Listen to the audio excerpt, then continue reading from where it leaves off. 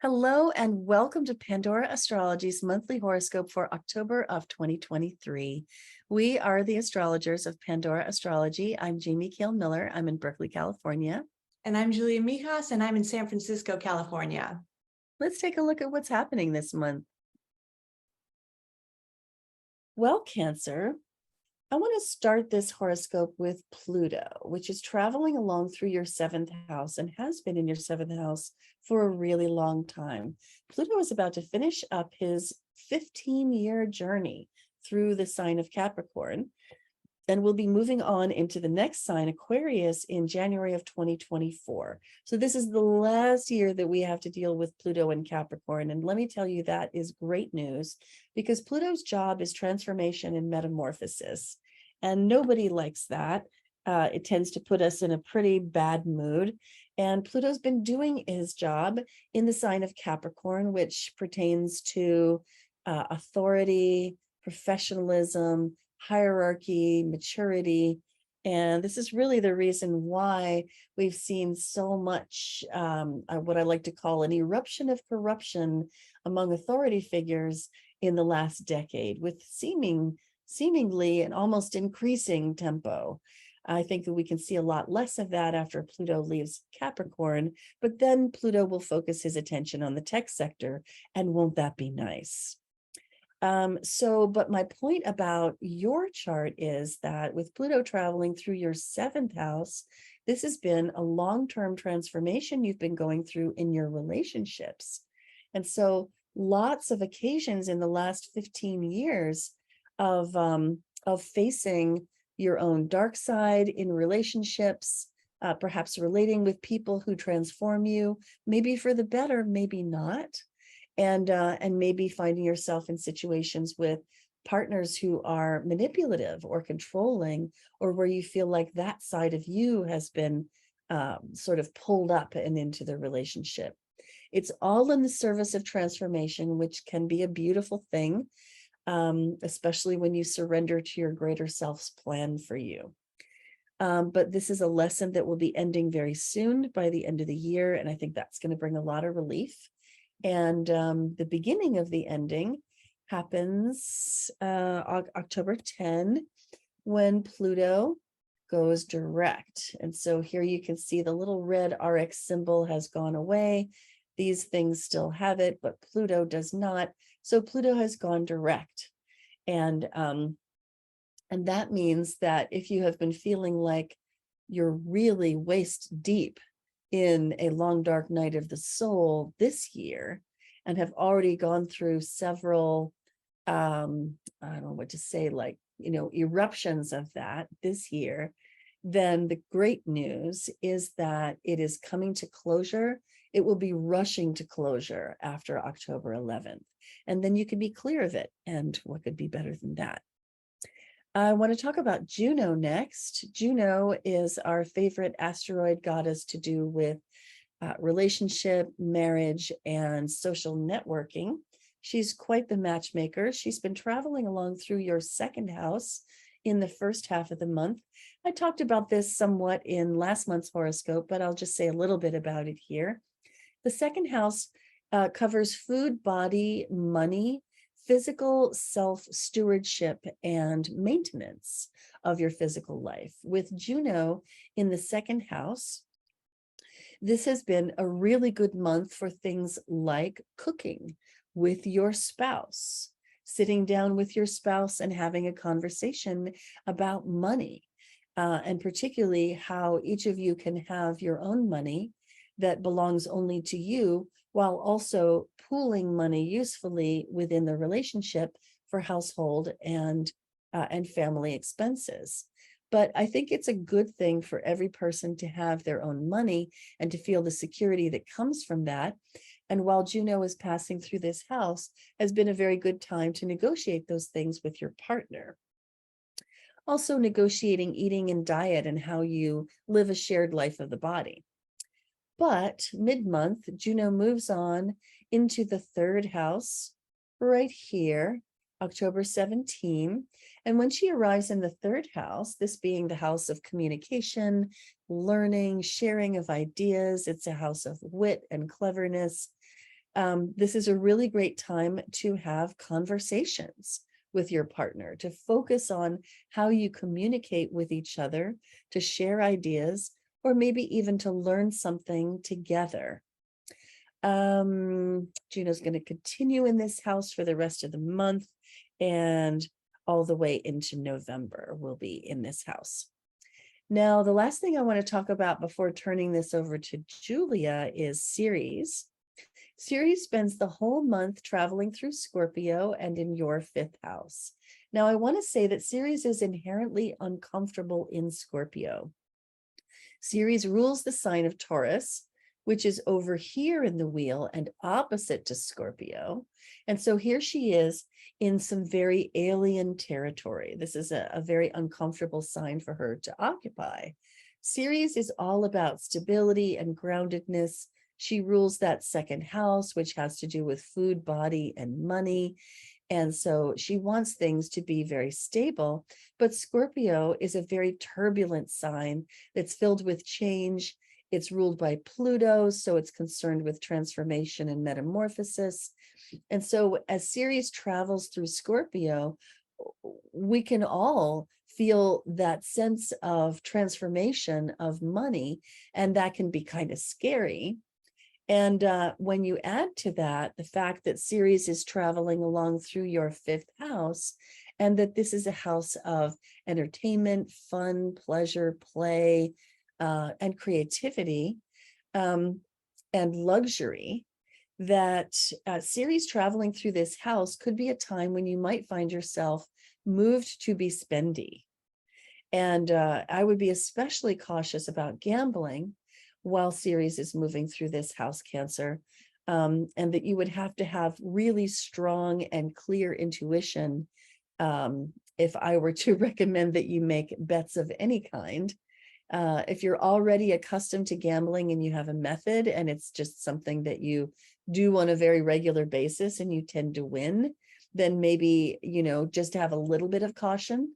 I wouldn't want to blow your game, but I do think that this is a little bit of a dicey and sketchy time. So I would be very cautious about gambling, any form of gambling, and also spending too much on things that make you look great, but which you might regret later. Hey, Julia, what's up with Venus, Mars, and Mercury for the Cancers of the world? Well, hey there, Cancer. Let's start with Venus, who is direct this month. She was retrograde last month, but we're all happy she's direct now. She starts in your 2nd house until October 8th, so the first 8 days of the month. And this is a house that rules your money, finances, and all the things that all the stuff in your life that you love, like your jewelry, your collectibles, your car. And with Venus in this house, she's giving a little bit of extra pleasure and luck to the material sphere of your life. So that could mean that you get a little bit of money luck, or maybe somebody gives you a very nice gift. Then on October 8th, Venus enters your 3rd house. This rules siblings, your neighbors, neighborhood, as well as writing and learning. So Venus in the 3rd is a really good time to take a pleasure trip, but something local. Maybe go out for a weekend to rent out an Airbnb, or go visit the beach, or go to the park, for example. It's also a fabulous time for getting along well with your siblings. Really, maybe this is a good time to invite your neighbors over, for example, because Venus is adding a little bit of fun and pleasure to this area of your life. And if you're learning anything new or writing anything, especially anything artistic, it could also be a fruitful time too for that. Then Mars, our planet of action and adventure, starts the month in your 4th house of family and home. So Mars in the 4th can mean that you get a little bit frustrated with people you live with, or maybe your family members, but it can be a very productive time if you have to do a lot of stuff around the house. So that's definitely the best use of this transit. Just get all those projects in. Then on October 11th, Mars enters your 5th house. This is a house of fun, dating. It also rules your children, for example. And with Mars in the 5th, your ire might be focused more on your kids kids if you have any. This can be a little bit of a frustrating time while dating. You might be feeling a little bit impulsive about the people that you're dating, or maybe they're just annoying you or really getting on your nerves somehow too, with Mars in the fifth. Now, a good use of this transit is to get creative, throw yourself into some creative project. And again, you could get a lot of good creative work done.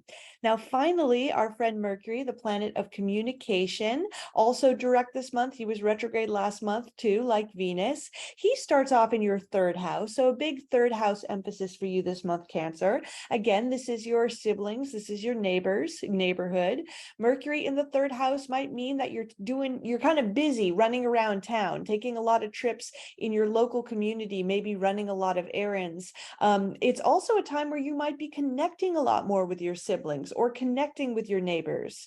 Now, by the 4th, so early on in the month, Mercury moves into your fourth house of family and home. And this house, like I mentioned, because Mars is also here this month, it can also rule your parents too. So Mercury in the fourth may mean that you are connecting and talking a lot more with your parents. It can also mean that you're thinking and strategizing about your home environment more. Now, a really good date to keep track of is October 19th, when Mercury directly conjoins the Sun. We call that Greater Epiphany Day because it's a time of insights and revelations. So you might be getting some clarity about housing matters with Mercury on the Sun on the 19th. You might be getting also maybe some aha moments about something that happened in your past too, or something that involves your family as well. So that's a really good date to keep track of.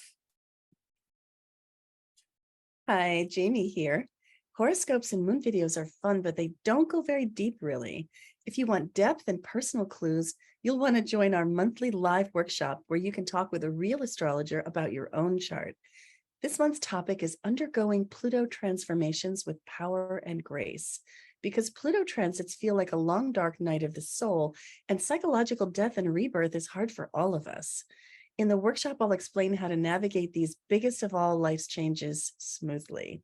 This workshop is expressly for our Demigod Patreon subscribers who pay only $15 a month for access to live events like this one.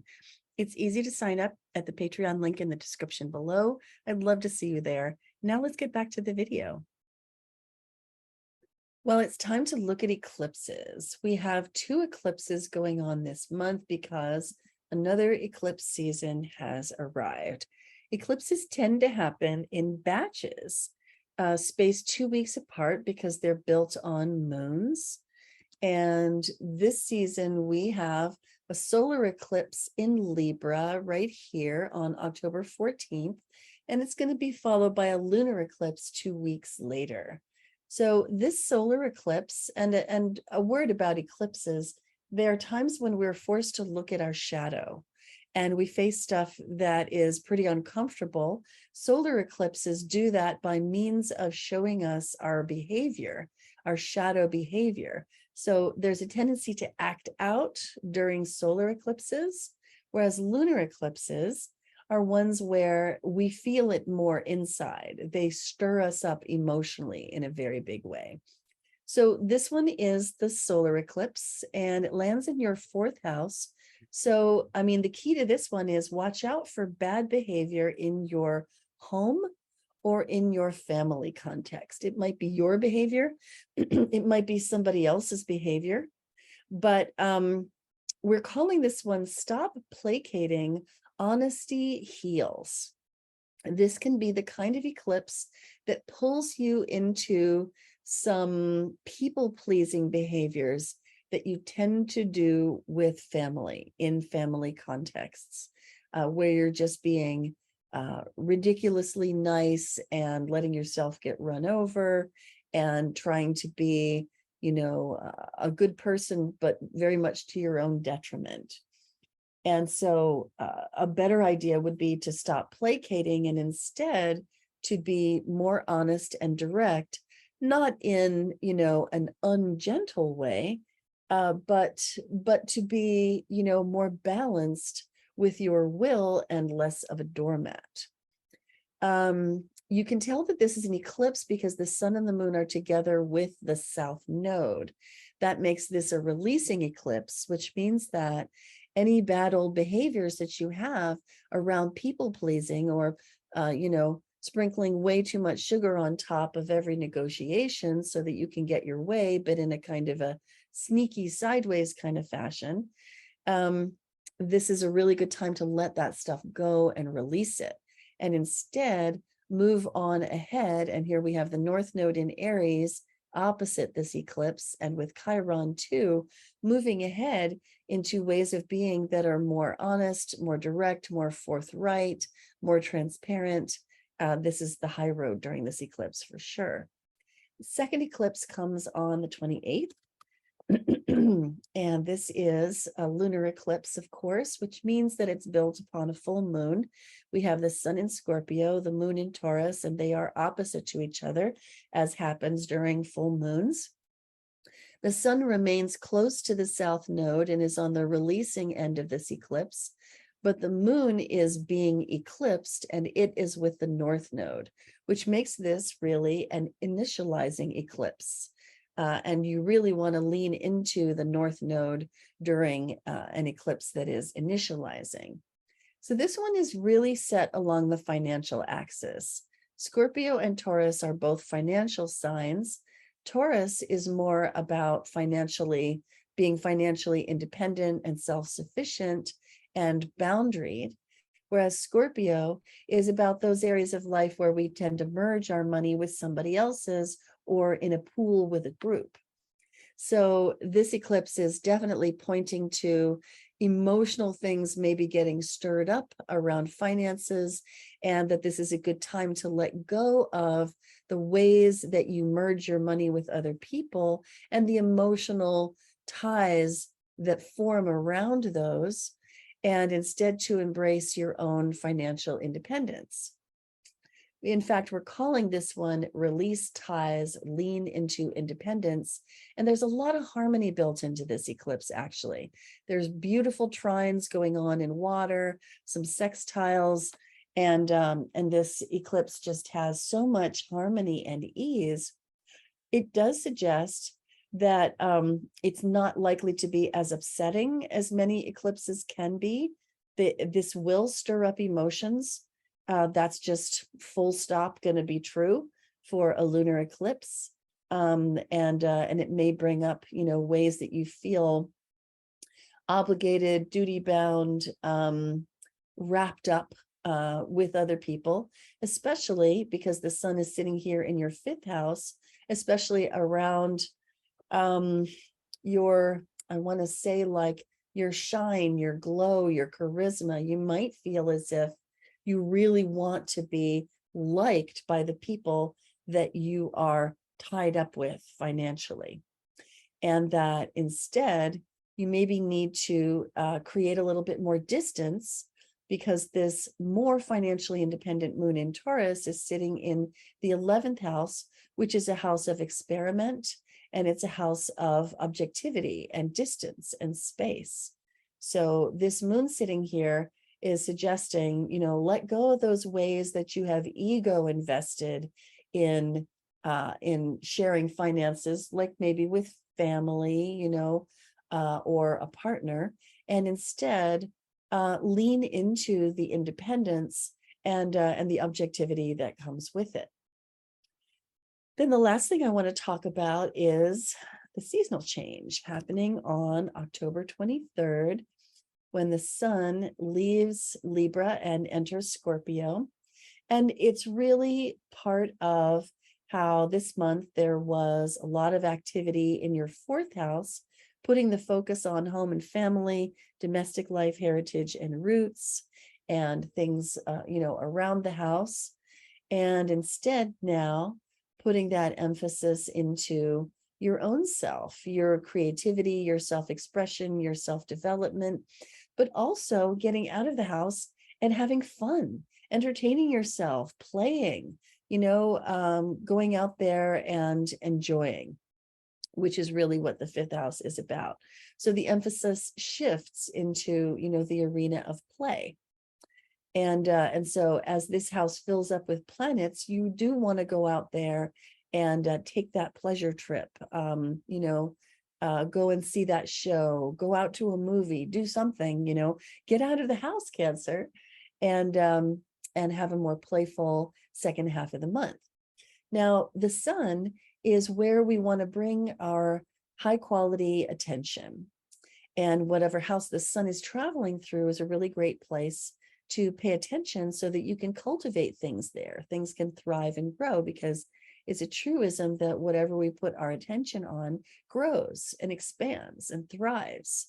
And the fifth house being a house of self and identity, I like to think of it as the house of your personal brand. It's where you develop your selfhood. You might even think of it as your, like the headshot or the photo on your social media presence. This is your identity in the world. And as the sun is traveling along through this house, you might look to your style, your identity, and how you're coming off in, especially on social media. And you might look to your creativity, because this is a really great time to put attention on those things for the 30 days following October 23rd, while the sun is traveling through this house. Well, that's all for today. If you love Pandora Astrology's free and informative horoscopes, then please do hit that like button, subscribe to our channel, and share our horoscopes with your friends. You can find out so much more about how this month's transits affect you in very personal timing in our monthly Patreon workshops. Find the link in the description below to get started. And until next time, we'll see you around the cosmos. Bye-bye.